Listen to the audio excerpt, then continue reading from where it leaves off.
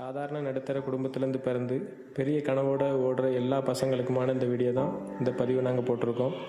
ஒரு சாதாரண குடும்பத்திலேருந்து பிறந்து ஸ்டூடியோ வச்சு பெரிய ஆகணும்னு சொல்லி அதுக்கான எவ்வளோ பிரச்சனைகளை அந்த பையன் சமாளிக்கிறான், அதுக்காக அவன் என்னென்ன கஷ்டம் அடையிறான்னு சொல்லி தான் இந்த பதிவை நாங்கள் போட்டிருக்கோம். கண்டிப்பாக பாருங்கள், நல்லாயிருக்கும்.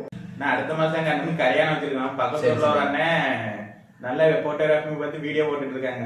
அவங்கள்ட்ட கொடுக்கலான்னு இருக்கேன். நீ என்ன நினைக்க? நான் இந்த ஃபோட்டோகிராஃபி ஃபீல்டில் கற்றுக்கிறதுக்கு எனக்கு 3 வருஷம் ஆச்சு தம்பி. வெறும் 150 ரூபாய்க்கு 3 வருஷமா ஒரு வெளில வேலை பார்த்தேன்.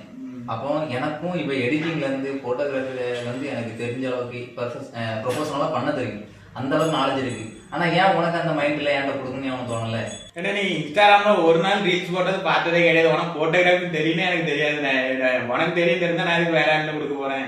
இங்கே நீ மட்டும்தான் இன்ஸ்டாகிராம் பார்த்து கொடுக்கணும் கிடையாது தம்பி. இங்கே பாதி பேர் பண்ணுற மிஸ்டேக்கே அதுதான்.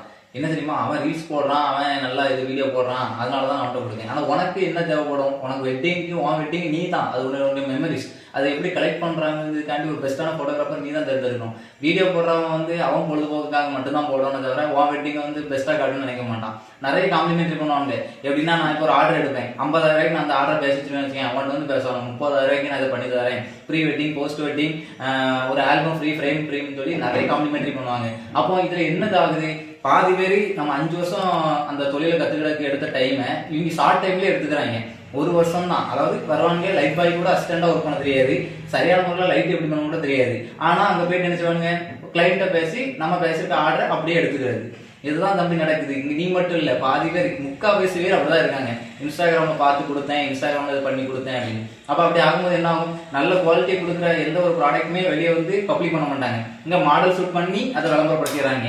அப்புறம் 2வது, ஒரு பொருள் தரமாக இருக்குன்னா அது விளம்பரம் கிடையாது தம்பி. அவங்களோட ஃபீல்டு எப்படி இருக்குங்கிறத மட்டும்தான் பார்த்து கொடுக்குமே தவிர இந்த காம்ப்ளிமெண்ட்ரிக்காக போகிற கஸ்டமர் எல்லாருமே இப்படி தான் இருக்காங்க, இன்ஸ்டாகிராம் பார்த்து கொடுக்குறாங்க.